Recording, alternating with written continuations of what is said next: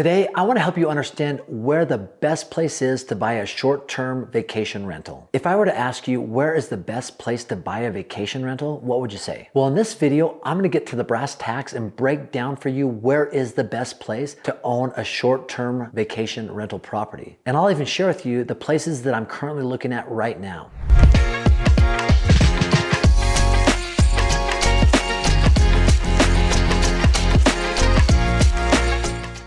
So first off, what is a vacation rental and why are they so popular right now? And what are the best methods for finding them and where do you look? And how do you run the numbers to make sure that it's a good investment? Well, that's exactly what we'll cover today. And I'll even go over the numbers on a few that I own right now. So what is a short-term vacation rental and why is it so popular? Well, a short-term vacation rental is typically same thing as a short-term rental, but being a short-term vacation rental, it's in a destination area where people travel to. It could be a city that people want to go to. It could be a condo, a townhome, a house. It could be anything where someone would want to stay in a destination area. It could also be in an area that's not as populated as a big city, but people travel there to get away from the big cities, right? So literally a short-term vacation rental could be anywhere that people want to recreate or travel to experience something. Why are they so popular, right? If you haven't heard of Airbnb or Vrbo or vacation rentals, you might be living under a rock because they are super popular right now. If you've traveled anywhere in the last 3, 4, 5 years, chances are you've taken advantage of the vacation rental industry, right? You've gone on Airbnb or Vrbo and looked at places to stay. And why is that? For most people, rather than going to a hotel and getting a hotel, which could be convenient, and that might be the preferred way to travel for most people like myself, we want to experience something, right? We're currently living in the experience economy where we'd rather experience something than just staying somewhere. Because if we can go stay in an area, in a home, where we can spread out as a family, there's multiple bathrooms, multiple bedrooms, there's a kitchen that we can make our own food, that's where we want to be rather than a hotel room where the beds are right by each other. You're hearing your brother, sister, dad, mom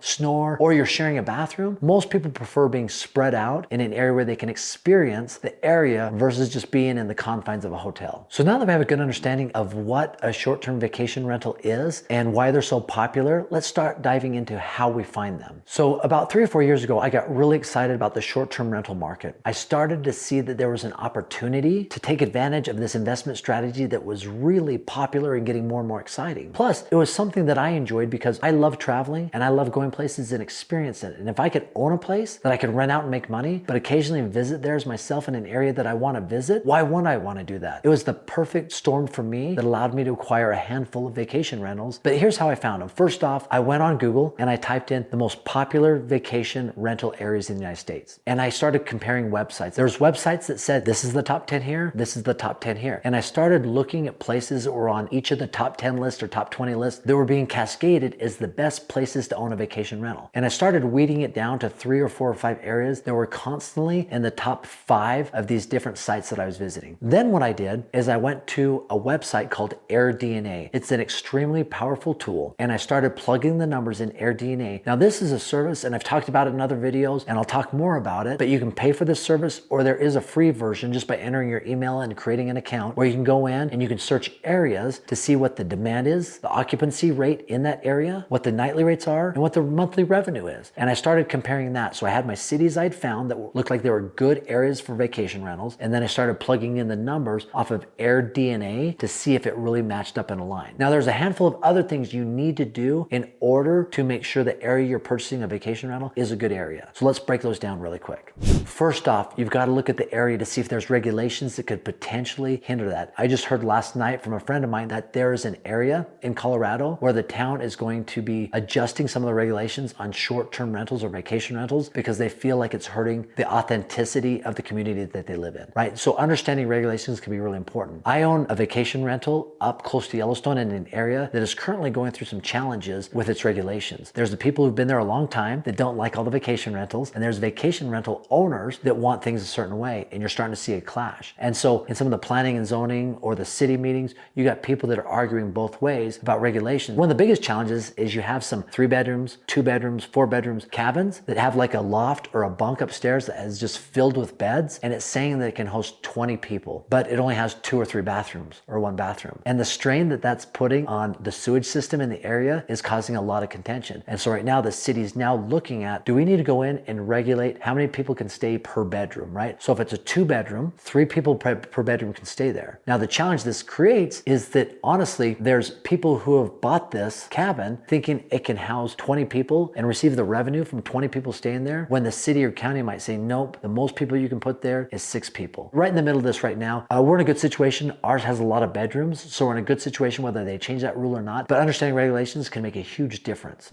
Next thing that's important is, can you afford the area? If your budget's $500,000 and you're searching in an area that has most properties above that, that's probably not an area you should be looking in for a short-term vacation rental. You also want to see if there's active listings. How many active listings are in the area? Are there short-term rentals for sale? Are there active short-term rentals that people are staying at? Those are important things, and you can look at that on AirDNA or just even doing a property search. And also for the area you're looking in, you've got to understand and look at optimal bedrooms. Because if you get in an area that it's traditionally a family that goes and vacates to that area that vacations there, and it's a family of 5, and you're going to buy a 1-bedroom, 1-bathroom, that might be more challenging, right? So understanding optimal bedrooms is important for the area you're looking in. We bought a 1-bedroom, 1-bath in Broken Bow, Oklahoma. And the reason we did that is because it's a destination area where a lot of people go from Dallas, Oklahoma City, Little Rock, Tulsa. They go to this area where it's clean, it's away from the city, there's a beautiful lake there, and they usually go as kind of a couple to get away. It's an alternative of a place to go besides a hotel, and so we found that to be an optimal bedroom and bath size that worked out good for us. Obviously, there's more cabins that have more bedrooms, more bathrooms that definitely get rented out as well, but for us, that made sense for us, so understanding the bedroom count is really important in the area that you're researching. And obviously, you gotta have a revenue target. If you're gonna pay X amount for a piece of property, you wanna make sure that the revenue is gonna service the loan and all the expenses associated with it. So going to AirDNA and doing the math and having a plan in place is really important. So with that in mind, let's look at the numbers. But before I jump into the numbers, there's a couple important questions that I wanna go over with you. First question I ask, are the numbers there to support it? Is it in high demand, and do people vacation there? You've gotta look at the numbers. If I were to ask you which national park in the United States is the most visited out of any of them, what would you say? Most people say Yosemite or Yellowstone. You'd be way off. The most visited national park in the United States is the Smoky Mountain National Park. It has almost 2.5 times the visitors that Yellowstone and Yosemite do. And so understanding how many visitors vacation there is really important when going into it. So I always ask that question, is it an area that's getting more people visiting or less? Is it going down in demand or up in demand? Now let's look at the actual numbers. So here is my formula to understand if it's a good deal to buy a vacation rental. If annual rents are at least 10% of the purchase price, that's a decent deal. If annual rents are 15% or higher than the purchase price, it's a really good deal. It's a good deal, I would say. In today's economy, with interest rates as high as they are, I'd say it's a good deal. If it's north of 20%, if annual rents are north of 20% of the purchase price, then it is a great deal. And if it's 25% or more, it's a do not pass up deal. Those are the basic metrics I use when looking at a vacation rental. Now, all those other things play a role into it, but those will give you the basic numbers. And I've seen these numbers play out in my own vacation rentals. As I mentioned earlier, our home in Broken Bow, a 1-bedroom, 1-bath, we bought for $450,000. Now you might say that is a ton of money for a 1-bedroom, 1-bath that's only 1,100 square feet, but the numbers that this did the year prior when we bought it was $69,000. And we had looked at it and said, we think we can do 75 or 80. A $45,000 purchase price, and even if it did $70,000 in annual revenue, that's above that 15% mark, which made it a really good deal for us. In year 1, we did $81,000 on that vacation rental in Broken Bow, Oklahoma. So not quite 20%, but it was up there. The best deal we ever did was in a vacation rental in Orlando, Florida by Disney World, and we bought that for $579,000. And the first year we owned it, it did $145,000 in annual revenue. So not quite, but almost 30%, over 25% annual rents compared to the purchase price. It ended up being a great deal for us.